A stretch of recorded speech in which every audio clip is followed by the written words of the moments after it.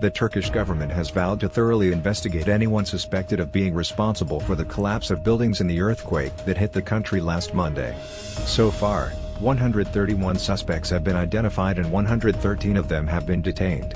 The Vice President of Turkey, Fuat Oktay, announced that the Justice Ministry has established earthquake crimes investigation bureaus in the affected provinces to investigate the deaths and injuries caused by the quake.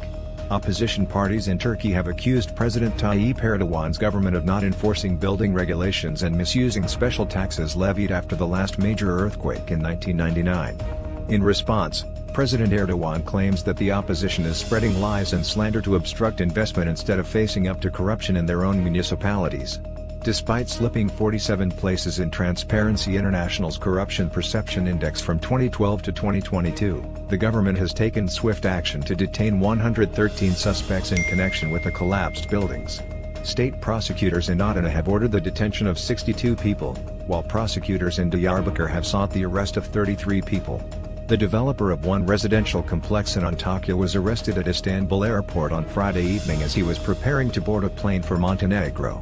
The 12-story residential complex, which was completed a decade ago and contained 249 apartments, had collapsed during the earthquake. The arrested developer claimed that he had fulfilled all procedures set out in legislation and that all licenses were obtained. According to Environment Minister Murat Kurum, 24,921 buildings across the region have collapsed or were heavily damaged in the earthquake. This assessment was based on a survey of more than 170,000 buildings in the affected provinces.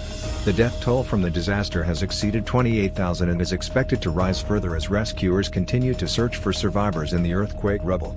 The devastating earthquakes in Turkey serve as a reminder of the importance of enforcing building regulations and ensuring the safety of structures in areas prone to earthquakes. The government's swift action in detaining suspects and conducting investigations is a step in the right direction, but more needs to be done to prevent future disasters. It is essential for the government to enforce building regulations, invest in disaster preparedness and relief efforts, and work with the private sector to develop safer and more earthquake-resistant structures.